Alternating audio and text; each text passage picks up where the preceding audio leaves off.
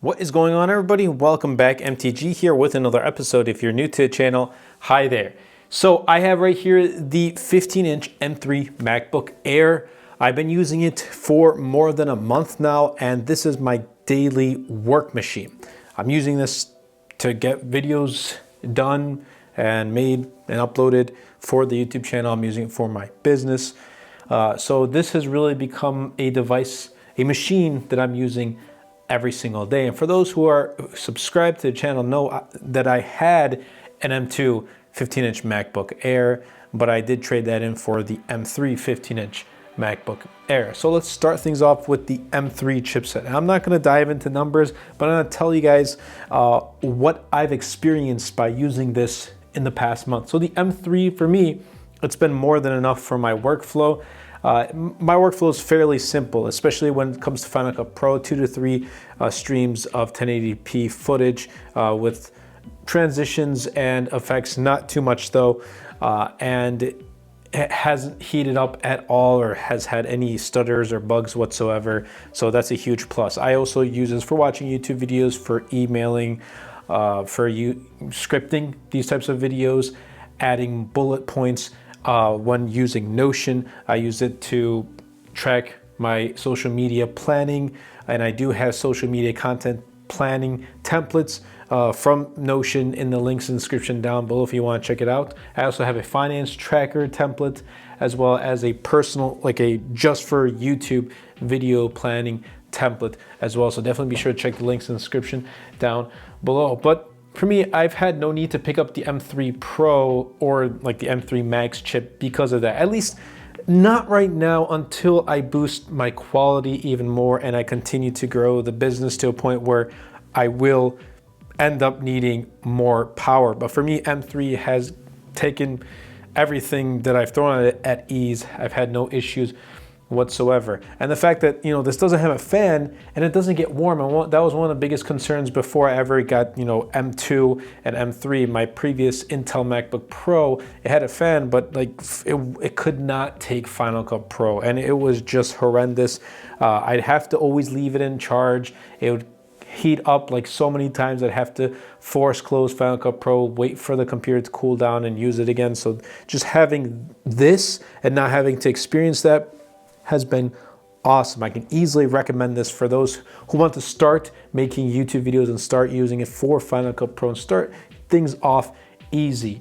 You don't need to have the latest and greatest like computer or the latest and greatest tech to get started on YouTube. This is more than enough, and I can also recommend this to students who are going to get back into college, who are going to be starting college the upcoming year, or just those who want to upgrade to a better laptop that they already have and they want to get something better.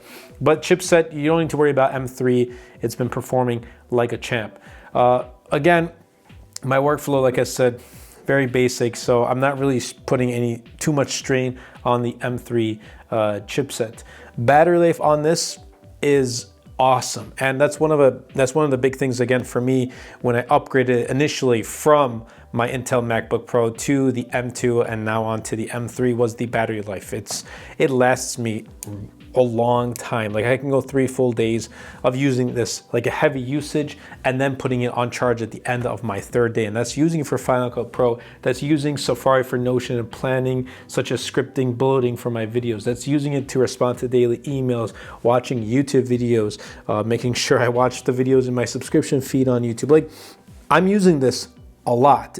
I have to bring this with me during the day just to make sure I get things done on the side and when I get home. While I do have a home desk set up, like I have my M2 Mac Mini, I'm still pulling this out to get work done for the channel. And if need be, I'll just move everything from my M2 Mac Mini that I started on to the M3 15-inch MacBook Air. But getting back to battery life, it's awesome. Like, I can easily recommend this if you're looking for a laptop that you don't need to sit by the charger and just have it plugged in all the time. Again, that was one of the issues I had with my Intel MacBook Pro. Like I just couldn't leave the charger. I'd unplug it within like an hour, and like it had 2 USB-C ports and they just stopped. One of them just stopped working. The other one was really slow. Sometimes it would detect it would charge, sometimes it wouldn't. So I really had a hard time uploading videos towards the end of its life cycle. but this has just been great. Easily can recommend it. That's also because of the efficiency of the M3 chipset. I want to touch base on price because that is an important factor for many when picking it up. And I think it's decently priced. Obviously, $12.99, it's not cheap by any means, but I think it's decently priced. And if you're looking to get into the Mac OS system, the Apple ecosystem by using a MacBook Air, I think you'll do pretty good with the 15-inch M3 MacBook Air. If you go with the education discount, it brings it down to $11.99. If you have an older MacBook, you can trade that in. I traded in my 15-inch M2, and I got a value of $820. Now, talking about M2 15-inch, I wouldn't recommend those who already have that to upgrade to M3. Obviously, I make videos on the latest tech, so I just found it suitable for me to also upgrade and make content about M3, and here I am making content about M3. So if you do have M2, whether that be 13 or 15, there's no need to pick up the M3 chipset. But pricing, it's not too bad. Then again, if you start adding more unified memory, more onboard storage to your M3, like changing up the configuration, then you're starting to get into MacBook Pro territory, in which then I would suggest for you to pick up a MacBook Pro. For me, I have 8 gigs of unified memory and 512 gigs of onboard storage. And that was one of the downsides of having M2 and 15-inch. I had 256 gigs of onboard storage, and I just had to constantly delete and re-upload my videos. Like, I had to make sure there was empty storage, and I don't have that issue right now with the 15-inch M3 MacBook Air. Well, here's the thing, at least right now, when my video file sizes start to grow, then I will have that issue, but for the foreseeable future, I don't think it's going to exponentially grow like the file sizes to a point where I can't use this. But 8 gigs of unified memory, I don't really, here's the thing, I think Apple can put more unified memory in their base MacBooks, but they don't.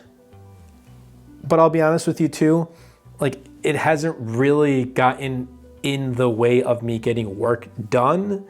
But obviously having more unified memory would also be great. So if I did want to end up doing more things, more multitasking, whatever it is, heavy intensive tasks, I'd have more unified memory to tackle that. But unfortunately, that's not the case. But again, I'm gonna state that having 8 gigs of unified memory, for me personally, getting my work done hasn't been too much of an issue. There are those that argue, and I do agree with them. But again, in my experience, I haven't had too much of an issue. That being said, would I recommend the 15-inch M3 MacBook Air? And it depends on where you're coming from. If you're going to start college this year, or you're continuing and you want to get into the Mac OS or the Apple ecosystem by getting into Mac OS, and you don't want to break the bank, 15-inch M3 MacBook Air is going to be that device or that machine for you, especially if you want a large MacBook without obviously going 16-inch MacBook Pro. Apple now offers a large size MacBook Air, which is a first, and that's a huge plus. Good job, Apple, and thank you for giving us an option of having a larger MacBook Air. I really do appreciate it. So yeah, if you're in the market, and if you're starting college and you just want to get things going, and maybe you want to start a YouTube channel, you already have one, you want to make content, whatever it is, this machine is going to get the job done. Again, there's no need to get the latest camera. There's no need to get the latest machine like the M3 Pro or the M3 Max MacBook Pro 16-inch. Like the configuration is at max. Like, there's no need to do that. This is perfectly fine. And for the average consumer, for most, if I were to give this laptop to them and say, hey, use it for a week, I think they would come back and say, hey, this laptop took care of everything I threw at it.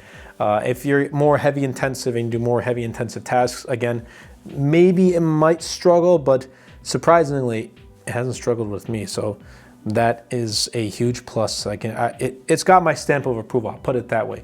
But I hope you guys did enjoy this video, and I didn't talk about it up until this point, but right here, I have the Banks Infinity Max laptop stand, and I think this is also suitable if you do pick up an M3 MacBook Air, whether that be the 15-inch or whether that be the 13-inch. First of all, it's super durable. It's 360 degrees rotatable, so look at this. It makes that noise. It's got holes right here for better heat dissipation. It's got this little widget right here, like you push it up, you place your MacBook Air, and it's not gonna fall. You can definitely change the height of this, although it's super durable. Like when I say it's durable, it's super durable. Just take a look at that. Like you really have to put in some force. And it's got the grips right here, so your MacBook does stay in place. I'm just going to bring it down just a little bit if I can. Again, like I said, it's super durable. But there you go. Makes my whole table shake. Or if you just want to keep your desk setup really minimal, you can bring this, or you can use this. If you're always out on the go and you want to stand, again, you can use this too, but this is super durable, super premium, great quality. Definitely recommend it. I'll be leaving a link in the description down below, but I hope you guys did enjoy. If you did, be sure to smash the like button, comment down below, and best of all, share this video because it really does help out the channel a lot. It will help push my content out to more people.